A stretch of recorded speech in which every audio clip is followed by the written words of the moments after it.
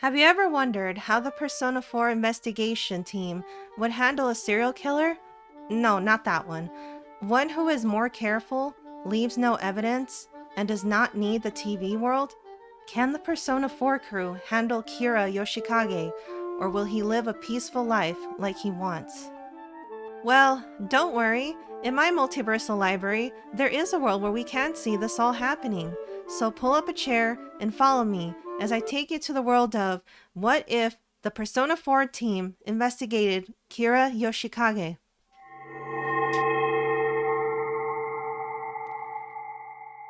Surrounded by blank gray walls, a man sat on the ground in oppressive silence. The man had nothing to look forward to, the exception being the daily newspaper prison guards would allow him to receive every day, this source of mental stimulation being the only activity that made him feel the days were indeed passing. How did it ever come to this? Life always felt unfair, but he was caught by a group of teenagers? Dumb, immature teenagers who knew nothing about how it's like to feel alone in a world that has it out for you. Maybe I was just always fated to be a loser. This confirmed it all for me. Once Toru Adachi had came to this line of thinking, the world around him began to feel more empty. This feeling was at first all in his head, but the space around him did in fact begin to twist and shift itself into an empty void. Darkness all around him. A spotlight shone through the void straight on him. Oh great, maybe I'm actually losing it completely now.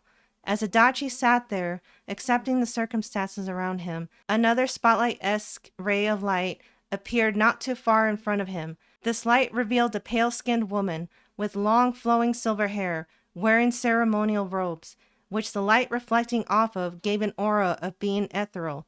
Her crimson eyes looking towards Adachi, she began to speak. You weren't fated to be like this, I will admit. It seems that you would serve a better use for me if I disposed of you. Be grateful that your disposal will come to serve a purpose. The woman raised her right arm. When her arm had reached shoulder level, the spotlights shining on the two seemed to have turned themselves off. Adachi stared blankly at where the otherworldly entity once stood, his surroundings having now returned to real space. Adachi's gaze now directed towards the metallic bars enclosing him from the outside world. In this moment, the last thought he would ever come to have crossed his mind, I have a purpose? Without warning, his body began to disintegrate, not violently, not with the dramatic flair he might have expected, but with quiet efficiency. He simply ceased.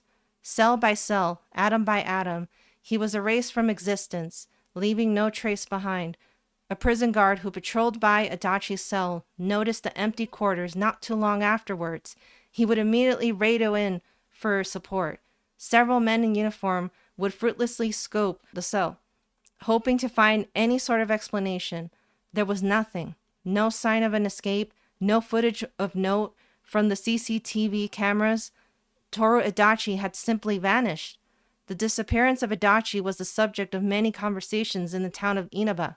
The television news channels making sure of this. The serial killer that terrorized the town was still out there. News stations squeezing out as much as they could from the story. Like this method of killing, his escape was just as vague and mysterious. Citizens were warned to lock their doors, to never go out alone at night. Misbehaving children that stayed out too late were told by their parents that Adachi would find them and drag them to the woods, where he would eat their hearts, or whichever detail a parent decided to add on. Adachi became the boogeyman of Inaba. False eyewitnesses sightings only helping to keep the flames going. What the people of Inaba could not possibly fathom was that their fear and delusions were providing fuel for metaphysical creatures that resided in the TV world. This surge in the Inaba mindscape coalesced in hordes of shadows, intradimensional entities birthed from the energy produced by human emotions, manifesting in one particular television during a rainy night.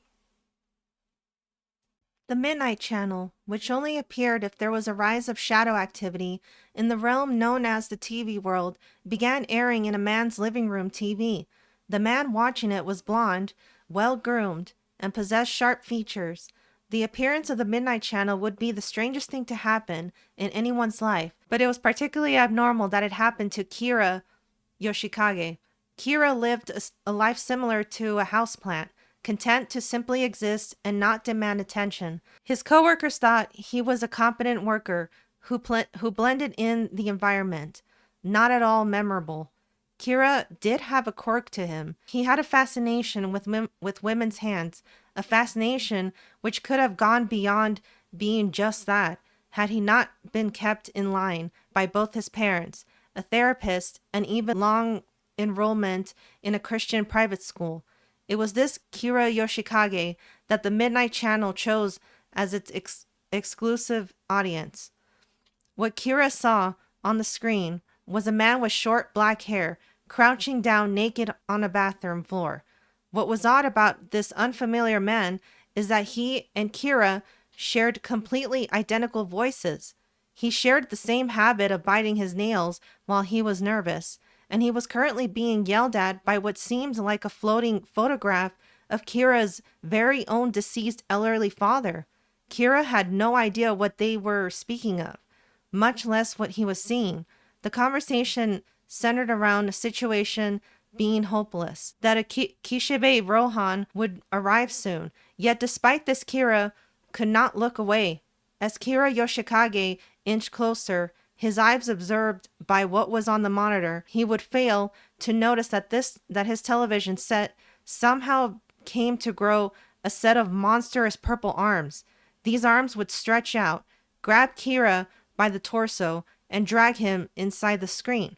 Meanwhile, in another world, a muscular man with dark fringed hair was chewing on his fingernails frantically, his teeth gnawing more than just his nails. He had bit into the skin below them. Despite the blood pouring from his fingers, he continued to chew out of anxiety. Yoshikage, you're going overboard on your bad habit, poor thing. The spectral man trapped in the floating portrait said, There's nothing we can do. Kishibe Rohan will be here tomorrow. He and his friends have successfully hunted down Kira Yoshikage. There is no scenario where his visit turns out well for me. The supposed Kira Yoshikage replied. It was during this moment of despair and coming rage caused by a suggestion by his father to live a life on the run from his pursuers that the magical object with a will of its own, the stand arrow, emerged from his father's possession and pierced Kira Yoshikage's skin. When the arrow had pierced Kira, as if in reaction to this, reality began to distort around him. Kira Yoshikage had no idea what to make of his situation. He did process that the stand arrow had just pierced him, but now he stood, facing a television, no longer in a bathroom. He appeared to be in his own living room, the living room of the old Yoshikage residence that he had to evacuate because of his pursuers. However, something felt fundamentally wrong. The furniture was identical, the layout precisely the same, but the quality of light filtering through the windows carried a different character. The very air seemed to breathe with an unfamiliar rhythm. Kira moved through his house with careful steps, cataloging every detail. Everything was perfect. Too perfect. It was as if someone had constructed an exact replica of his home, down to the smallest decorative element. Yet, as he peered out through the windows, the view beyond revealed a town that was decidedly not Morio. As Kira looked outside, his father, Yoshihiro, still trapped in that photograph, had levitated towards him and began to exclaim, Yoshikage, you're blonde again. Your face is back to what it used to before you had to take up a disguise.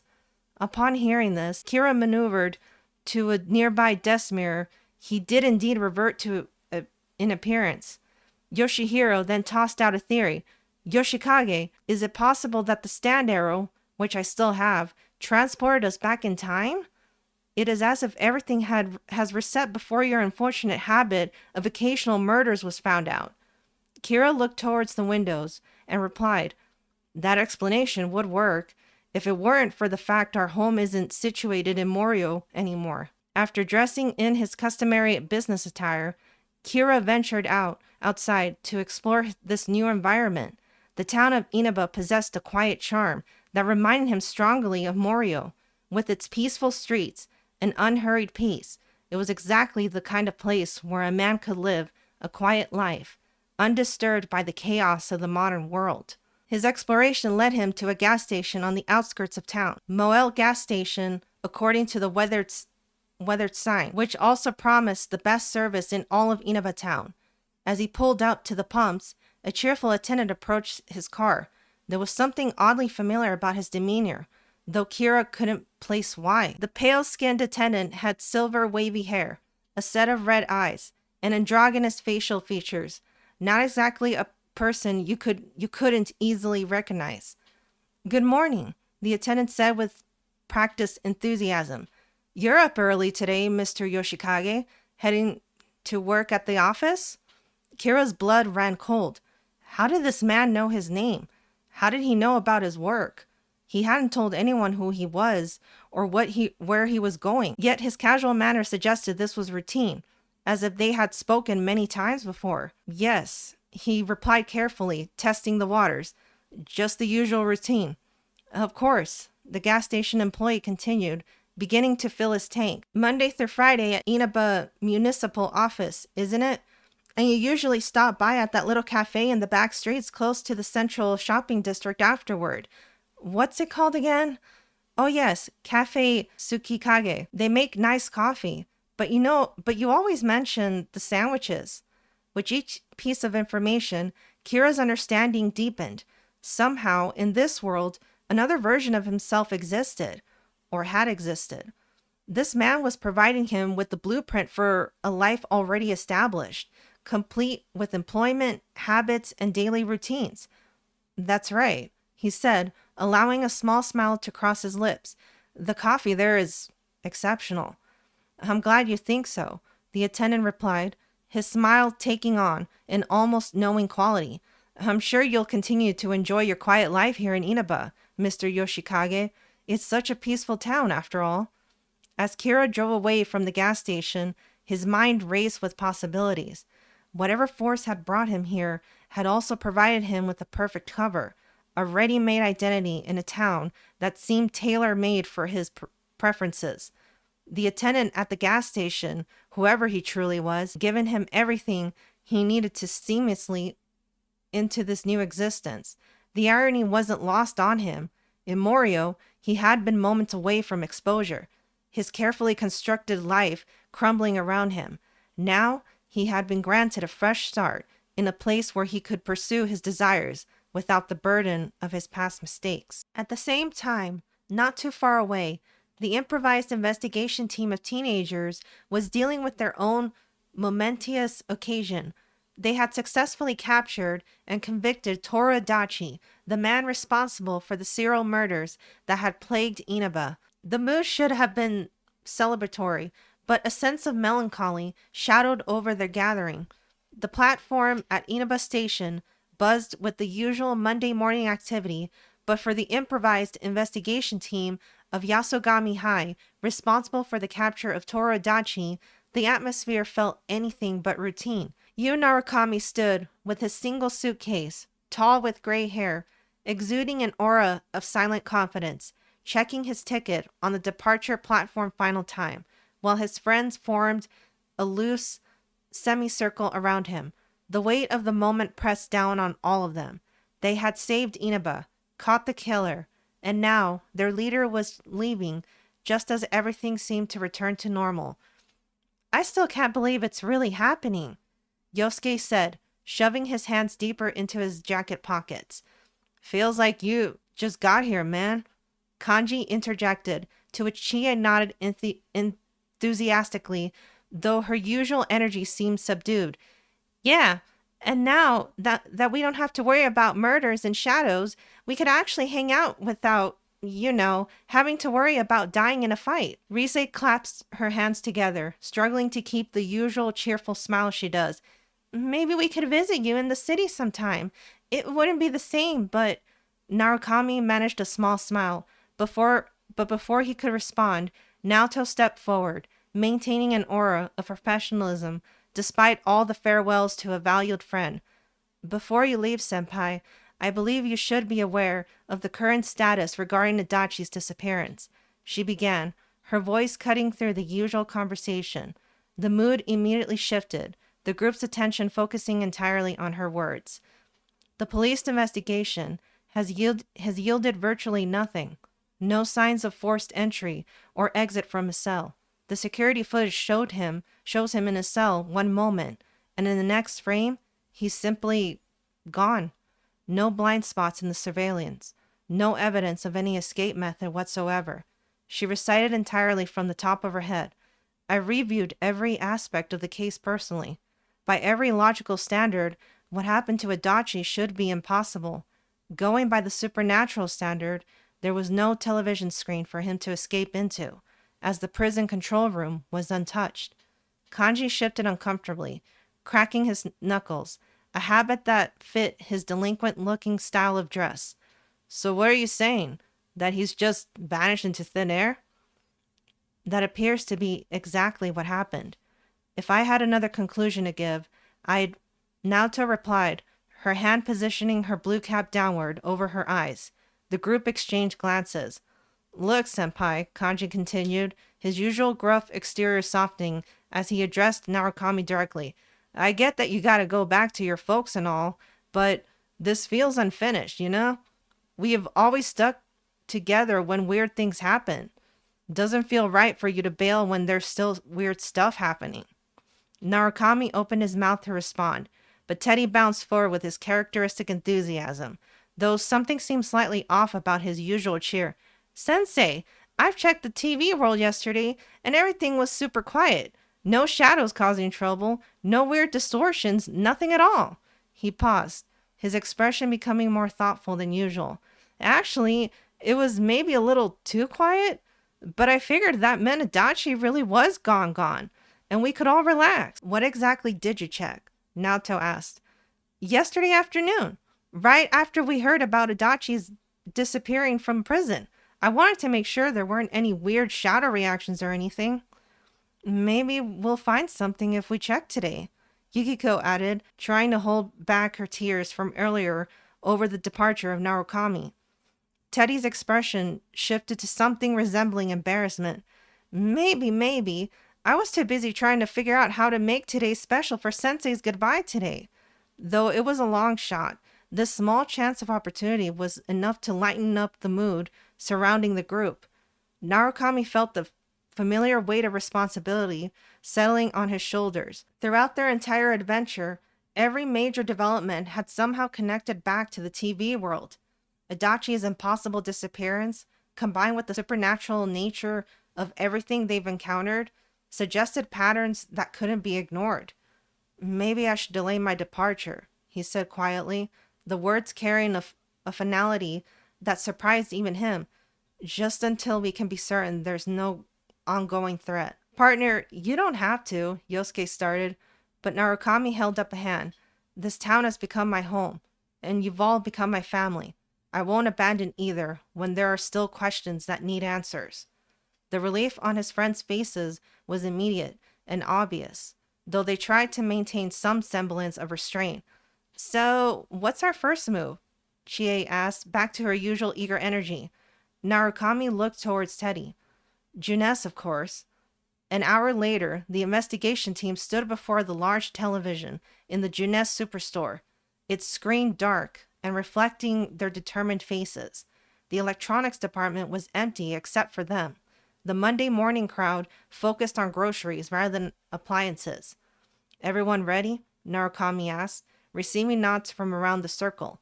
Even now, the process of entering the TV world carried a weight of anticipation mixed with apprehension.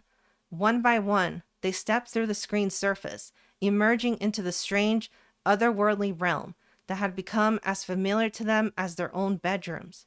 The TV world's eternal fog swirled around them, and the peculiar the TV world's eternal fog swirled around them, and the peculiar quality of light that never seemed to come from any particular source cast everything in its usual surreal glow. But something was immediately, obviously wrong. Moments later into their expedition, 6 humanoid-shaped shadows leaped into the air, preparing to strike Naoto with a fury of fists. Naoto, sensing the attack, called out Persona, which summoned an otherworldly small robotic sprite, clad in a sleek black bodysuit. Naoto stylishly began reloading her revolver, dropping the previously used castings on the floor. With one hand, she shot out consecutive hits on all 6 targets, her persona having done its job in straightening Naoto's reflexes through his presence and spiritual aura had disappeared. Well, that takes care of that. The hostile targets have been dealt with, Naoto stated as she turned her head backwards on the aggressors, her short blue hair flowing ever so slightly. You mean the only hostage targets?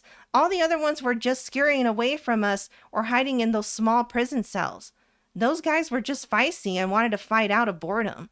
Chie, hands on her hips, stated as soon as Naoto's counterattack had finished. Chie then looked at the mob of shadows Naoto had handled. These short snowman monster shadows were laid about on the ground. The one survivor of the mob, back facing the ground, held his right hand reaching upwards, the other hand positioned over his bullet wound, his eyes vacantly gazing towards the ceiling. I can see the light. It pierces through everything. Oh, ever so bright. Hee-ho! Chie had a look of pity after hearing the shadow's final words. The team began to explore through more of the TV world, which took on the appearance of a massive, imposing structure of a prison complex. Black concrete walls, bared windows, and the oppressive atmosphere of confinement. This is new, Yosuke muttered, staring up at the intimidating building. It's manifested from the collective fears about Adachi, Naoto observed, her analytical mind immediately grasping the connection. All the rumors, the panic about his escape, it's created this place. Teddy's expression grew more troubled as they approached the prison entrance. The shadows activity, it's definitely centered here, but it feels weird. Like there should be really strong shadows in this place, but instead it's mostly just... He paused, searching for the right words. Empty? Like something drained all the energy out of them. As they explored the prison corridors, they found exactly what Teddy had sensed. Weak shadows shuffled aimlessly, or confining themselves to cells. The team did find larger cells deeper into the prison complex, but there was a hollow quality to them, as if they were merely echoes of what should have been holding more powerful entities. It's like something consumed the stronger shadows, Rise noted, her persona allowing her to sense the strange energy patterns or use them for something else. Their exploration eventually led them to a recreation of Adachi's actual prison cell, complete down to the last detail. And there, sitting in the corner, was a translucent, flickering shadow that bore Adachi's appearance, but seemed to be slowly dissolving. Shadow Adachi seemed to be reading a newspaper, raising his eyes away from it once the team came into view. Well, well, the shadow said with Adachi's voice, though it carried none of his usual smugness. Come to gawk at the loser? Don't bother. I'm just the leftover scraps. I don't even feel any enjoyment from wasting the time of you all. The investigation team were confused. Shadow selves of those who the TV world centered around were usually aggressive and prone to attack. This one seemed to just be waiting to disappear. Narukami stepped closer towards the bars, separating Shadow Adachi and the crew, armed with the question, "How did you escape this cell, Adachi?" Shadow Adachi looked confused and answered with a, "Huh? Escaped what?" After giving his answer, he then glanced downwards towards the newspaper he was reading. "Oh, you know what people say about the news, but man, now I wish they were wrong. I love what they write about me. If only their articles hyping me up were true." Once they had been told this by Shadow Adachi, there would be no more responses that day from the flickering spirit, who instead chose to wade through the stack of newspapers assembled inside his quarters. The investigation team would choose to leave the TV world, gaining only vague clues on Adachi's disappearance. They were left with only theories to speculate on what the presence of the shadow adachi could mean. It was a sunny day in Inaba town, the rays of sun politely radiating into even the back streets, not too far beyond Inaba's shopping district, the light pouring onto the flowery window sill of Cafe Tsukikage. The man known as Kira Yoshikage sat at the table beside this windowsill, his spot in the cafe out of the way from the rest of the cafe, it being the perfect spot for taking in one's thoughts, away from the eyes of the other patrons. Kira Yoshikage was doing exactly that, simply lost in the moment, taking in the beauty of Inaba. Despite his view from the window only overlooking a narrow back street with its cracked pavement, the occasional bike rider, and elderly women walking home with a carton of milk, the area was peaceful. Inaba truly felt like it were just Morio under a different name. Once Kira chose to look away from this view to sip from his porcelain cup of coffee, his eyes would come to produce a most heavenly sight after his drink had been lowered. A young woman seated a few tables away, about college age, her long brunette hair and fair face reflected upon by the glow of her laptop as she typed. What was heavenly about her to Kira was not her face, or any typical part of the body a man would normally look at. It was her hands, her fingers painted with a faint peach tone, tapping away on the keyboard, the motion of it all, feeling dirty in Kira's mind. If one in this building made out of old wood, rustic carpeted floors, were to look over at Kira's table, they'd see an intense blush all over a strange attempt of a smile. Once Kira's odd facial expression had subsided, a thought sprang up in his head. Today was rather peaceful, but to think it would also become special. Emi Nakahara stepped out Cafe Tsukikage onto the back streets with a smile. Nice job, Emi. You've done it. You finished your paper in time. Oh, did I say that out loud? Well, I don't exactly care if anyone heard me. I finally finished that long paper on the French Revolution. I deserve a slip-up like that, even if someone thinks I'm talking to myself. Ugh, so boring. Why do I have to write something so long a subject that isn't even related to my major? Once I get to the bus stop, I'm done with all of this. As I get out of that old-fashioned cafe, I backtrack my way through the back streets, onwards to the bus stop. There's not much people out there, as usual, so I get to my stop a street away. I could go through the alleyway to the bus stop, but that'd be stupid. Inaba is safe, but asking me to go into a dark alleyway with that Adachi creep all over the news? Nope. I'll gladly walk around the buildings, even if it takes a bit longer. Once I walk around a few shops, I get to my bus stop. The last hurdle before I turn this dumb paper in and pass. As I stand beside the bus stop, staring out to the empty road, a sense of relief hits me. Once tomorrow gets here, I can just sit in front of the TV like a vegetable. I guess I can give Haruka a call if there's nothing good on. Midway through my thinking about what Haruka was up to, that's when I felt it. Like I was being shoved by a sumo wrestler. And he had sent me flying back towards the alleyway that led me to the bus stop. It really hurt, and this feels strange. I feel like my brain is going faster than what my eyes can pick up. I don't see anything in front of me. Where I felt that shoving sensation. Can a gust of wind be that strong? Oh, my eyes are catching up. There's nothing besides me either. I really am flying into this alleyway. What do I do? I should protect my head. Wait, where's my legs? They're disappearing. Wait, no, everything's disappearing. I should scream, but I can't. My mouth is gone, too, and soon... There was only one remnant left of Emi Nakahara, her right hand, the disembodied hand floating perfectly onto Kira Yoshikage's possession, who had been waiting in the alleyway during his effort to trail behind Emi. Kira Yoshikage gave a longing smile as he stared at what was left of Emi. Oh, how perfect. Your fingers are spread out across my palm, as if you were a princess waiting to be taken to the royal ball. Don't you worry. I'll be treating you right since my stand, Killer Queen, delivered you straight to me.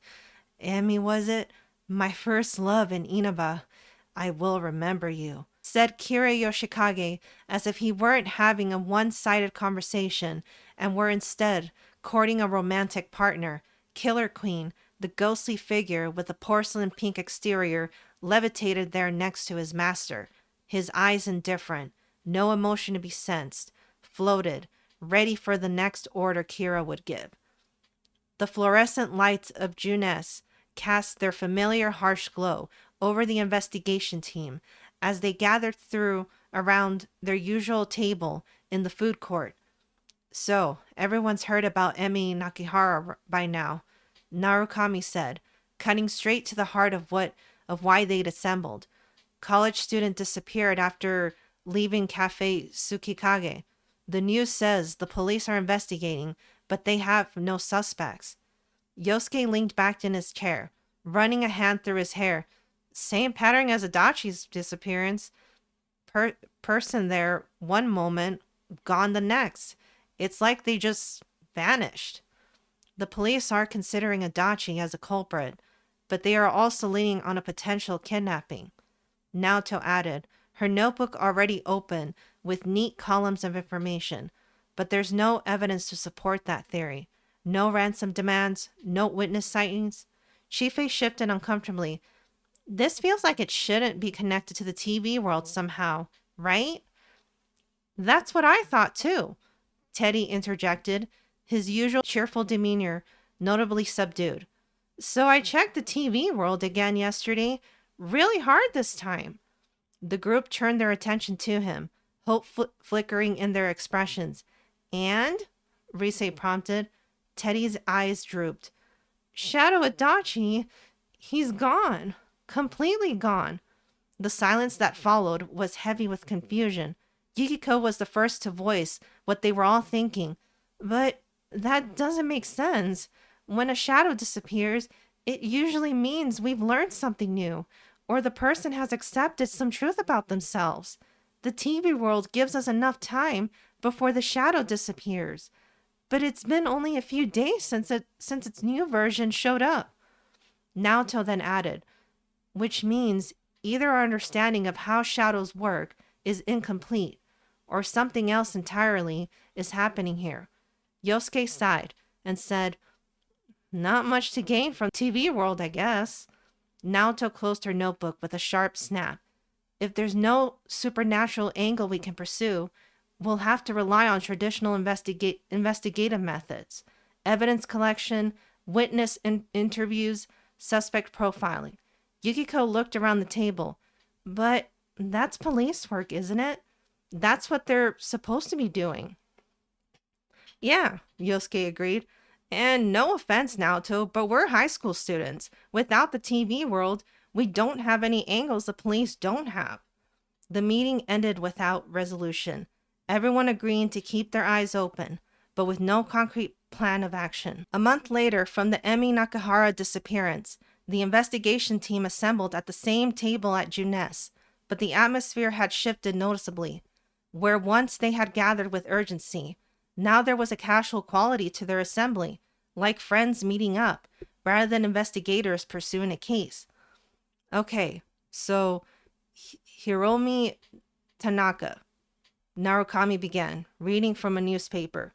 26, worked at the flower shop, disappeared walking home from her evening shift. Same pattern, Naoto observed, though her tone lacked the intensity it had carried a month ago. No witnesses, no physical evidence, no logical explanation. Did Teddy check the TV world again? She asked, though she was more focused on her drink than the conversation. Yep, still nothing, Teddy confirmed. It's really, really quiet in there. Pretty boring to walk around in. Rise leaned back in her chair. I hate to say it, but maybe this isn't something we can solve. Maybe it really is just regular police work now. Yosuke nodded. I mean, we saved the town from a serial killer and prevented the world from being covered in fog. Maybe our job is done. It feels weird though, Kanji said. Just giving up. We're not giving up, Yukiko said gently. We're accepting that some problems aren't supernatural. Some things are just normal crime. Narukami looked around the table, seeing the resignation on his friends' faces. If anyone has any ideas about how to help, we can discuss them. Otherwise, Otherwise, we trust that the police will handle it. Naoto finished, though something in her voice suggested she wasn't entirely comfortable with that conclusion. Adachi achieved his evidence-free murders with the TV world. We have no reason to suspect Adachi as the culprit. At least he wouldn't be doing all of this the same way. His shadow disappearing is concerning as well. It's now been 6 weeks from the disappearance of Hiromi Tanaka. Did you guys see the news about Keiko Matsumoto? Rise asked as she joined Narukami, Chie, and Yukiko at their table. That's 3 women now. Yeah, I saw, Narukami replied, but his attention seemed divided between the conversation and his homework. Same pattern again. Chie was telling Yukiko about a movie she'd watched over the weekend, only half listening to the discussion about the disappearance. And then, the exiled kung fu student does this amazing flying kick right through the window. Oh, sorry, were you talking about the missing person? It's fine, Rise said, settling into her chair. I mean, it's terrible that it's happening, but we can't do anything about it. Yukiko finished. It's actually nice in a way to be able to worry about normal things again. Movies, homework, whether or not I'll mess up helping at the inn. Narukami looked up from his textbook. You don't feel guilty about that? A little, Yukiko admitted. But Naoto was right. This doesn't seem to be supernatural, and we're not the police.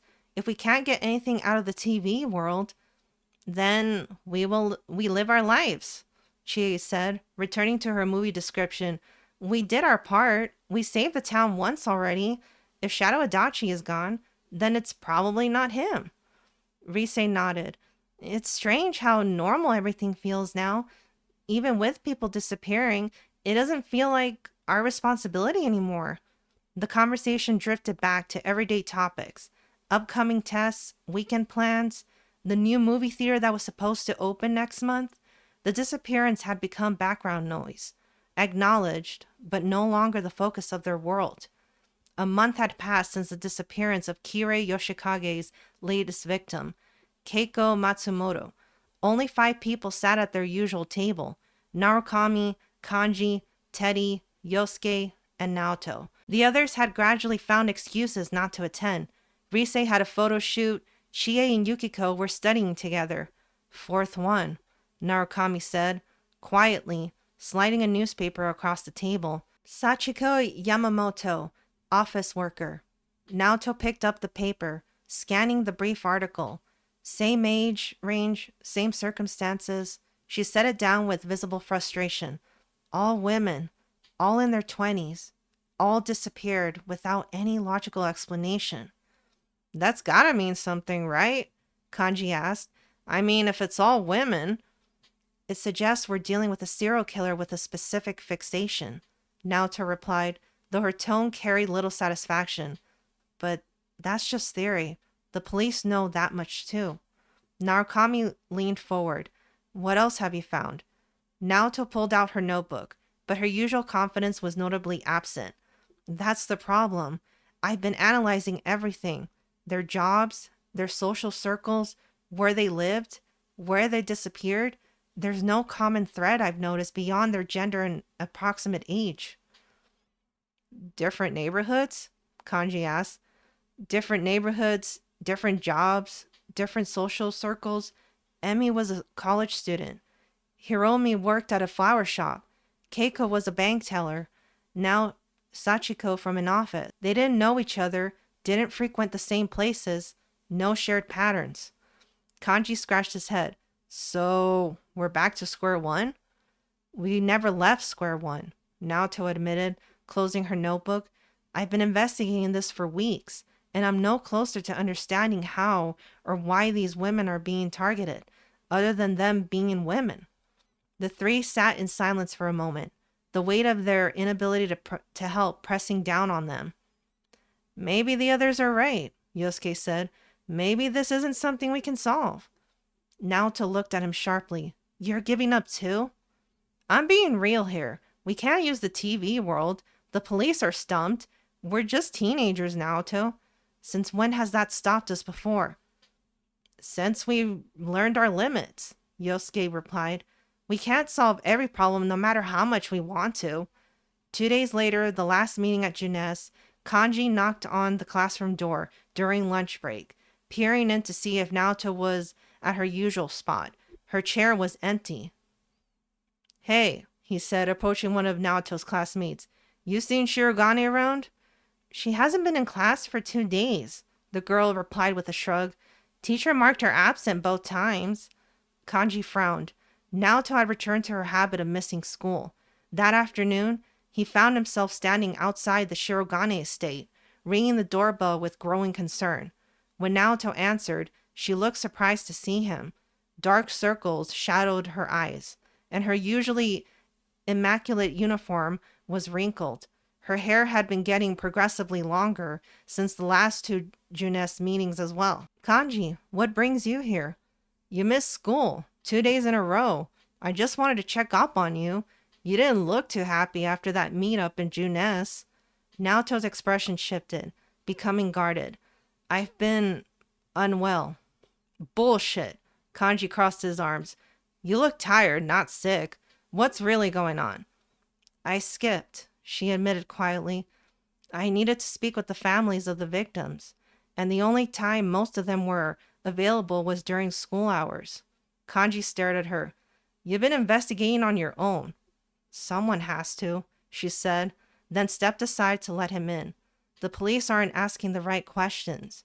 Naoto's room was a disaster zone of clippings and notes. Maps of Inaba covered one wall, connected by colored string to photos and newspaper clippings. Her desk was buried under police reports, witness statements, and her own written observations. A timeline stretched across another wall, marking each disappearance with obsessive detail. Sheesh, Naoto, Kanji breathed, taking in the scope of her investigation. How long have you been cooped up in here working like this? Since the second disappearance, she admitted, not looking at him. I feel like I'm the only one who can solve this. The police have approached me on helping them out too. She gestured helplessly at the evidence surrounding them. But you can't let it go. I'm a Shirogane. It's what we do. It's what I am. If I have a case to solve, I have to try. And these women, she picked up one of the photos. They had lives, families, futures. Someone took that away from them, and everyone's just moving on. What did the families tell you? Naoto's expression grew even more frustrated. Nothing useful. They all described their daughters as normal, careful young women. No enemies, no stalkers they were aware of, no unusual behavior before the disappearance. So you're still stuck. Completely. She sank into her desk chair, looking defeated. 4 women, 4 disappearances, and I have nothing to show for weeks of investigation except the confirmation that whoever is doing this is very, very good at covering their tracks. If these are even connected, that is, I can't even find a shared pattern. The next day, Kanji again knocked on the Shirogane estate door, carrying a plastic bag that smelled distinctly of garlic and soy sauce. When Naoto answered, she looked even more disheveled than the day before. Her hair was messy, her clothes unchanged, and there was an almost manic quality to her tired eyes. Kanji, what are you? When's the last time you ate? He interrupted, pushing past her into the house. What? Food, grub. When did you last have some? He held up the bag. Because I'm betting it wasn't recent. Naoto paused, actually having to think about it. Yesterday morning, I think, I had some toast. Naoto, Kanji headed towards her room, shaking his head. You can't solve everything, you know. Anyway, I got you a plate of Aya's Chinese takeout. A shared pattern I know everyone has is that they get hungry. In her room, the chaos had somehow grown worse overnight. Newspapers were scattered across the floor, and it looked like she'd been pacing between the wall maps for hours. I don't usually eat much crazy food, Naoto said as Kanji unpacked the containers, but thank you. I suppose I should eat something. She accepted the plate mechanically, her mind still clearly churning over the case. Kanji watched her take a small bite, then paused mid-chew. Food. Shared patterns, she murmured, her eyes suddenly widening. Yep, everyone's gotta eat. But Naoto wasn't listening anymore. She set down the plate and rushed to one of her evidence boards, scanning the timeline with renewed intensity. Wait, food, cafes. Her fingers traced along the timeline. All the victims do visit a specific cafe. Kanji moved closer, watching as she pulled out handwritten witness statements. Look at this, she said, her voice growing excited. Emi Nakahara. Her friend mentioned she always studied at this small cafe in the back street. Hiromi Tanaka. Her coworker said she liked the quiet atmosphere of some little place near the shopping district. Keiko Sachiko. She rifled through papers, pulling out relevant statements. Here, they both mentioned going to the same place for coffee. Not the trendy Cafe Chikal that most women their age here frequent, but this struggling little cafe that barely gets any business. Kanji squinted at the evidence. So, they all went to the same cafe? Think about it, Naoto said, her mind racing. 4 young women, all choosing to visit a quiet, unpopular cafe instead of the trendier options available. The probability of that being coincidence. The room fell silent, except for the sound of Naoto's excited breathing. Then, without warning, she spun around and threw her arms around Kanji in a fierce hug.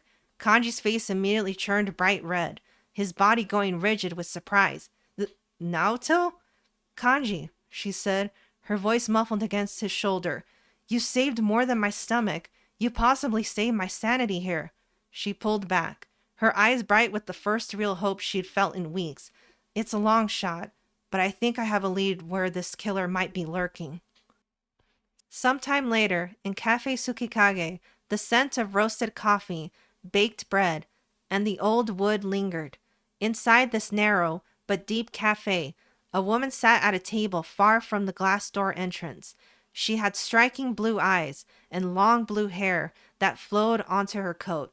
It was Naoto Shirogane, typing upon a laptop, a cup of coffee, and a dish of a half-eaten ham and cheese sandwich beside it.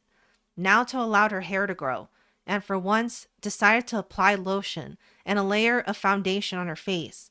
These efforts done as an attempt to serve as bait for her target. Naoto wasn't aware, but her plan of attack was working. There, her target was paying attention. Kira Yoshikage, a few tables away, closer to the door, could be seen admiring Naoto from a distance. That woman is rather beautiful. And her hands. Kira's eyes zoomed in on her fingers as she typed, making a muffled, slightly audible moan as Naoto's right hand motioned itself towards her coffee cup. I must court her one day. Unfortunately, I cannot conduct an act of infidelity just yet. Miss Keiko's still retains freshness. Kira then reached into his pocket to feel the sensation of the disembodied hand kept there. It was at this moment that Naoto caught sight of Kira. She's looking at me. I will take a sip now. I must naturally avert my gaze. Naoto looked over Kira and began to ponder. That's one of the regulars. I've only began frequenting this cafe for 3 days now, but he's been here Monday and Tuesday.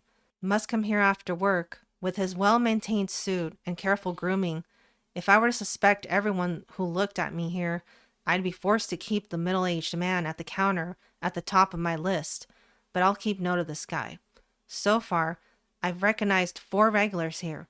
The middle-aged man at the counter bothering me the most. He seems to only come here to flirt with the waitress, but if he does something like follow her home, I may have a suspect.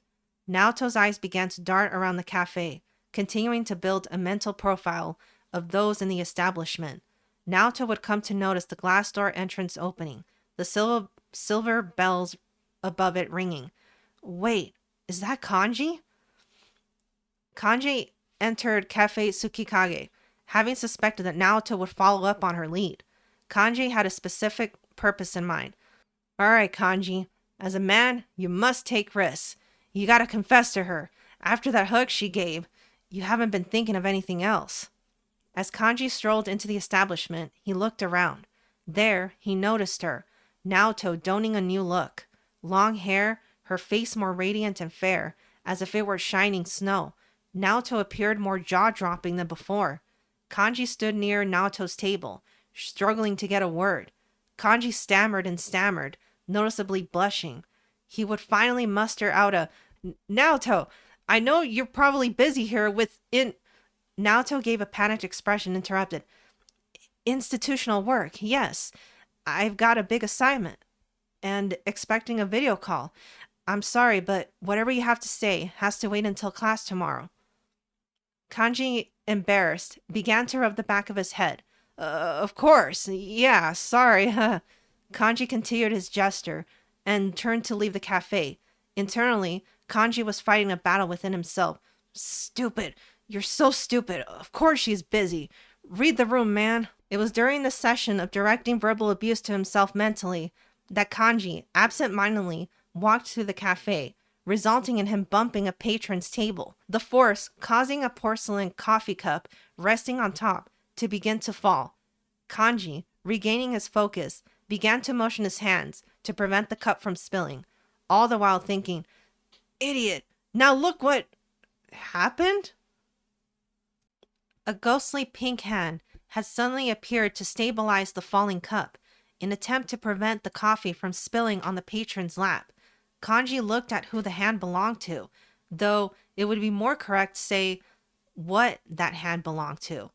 Kanji's eyes began to widen, as did the watchful Naoto's. The two were awestruck.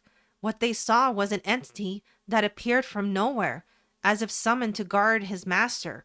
It had an otherworldly appearance, yet was still familiar. To Naoto and Kanji, there could be no mistake. The entity appearing right before them had to be a persona. Kira at the time was gazing out the window near his table, but floating right above him was the spectral man trapped in a photograph, Yoshihiro. The elderly man, having caught sight of Naoto and Kanji's visibly shocked expressions, Yoshihiro let out a "Tch." Kira, now reacting to this chain of events, turned his head. He had felt the table shake from earlier and saw Killer Queen obediently grabbing his cup of coffee. Kira's eyes now began to face toward Kanji, who had composed himself just in time. Boy, you've got to watch where you're walking. Kira would then proceed to dispatch Killer Queen from you. Kanji quickly responded, Yeah, sorry. I was in my own little world there. I almost spilled your cup of joe. Again, sorry, sir. I will be on my way out. Kanji positioned himself towards the door, but in a way that, while doing so, he shared a knowing gaze with Naoto. Kanji soon left the establishment.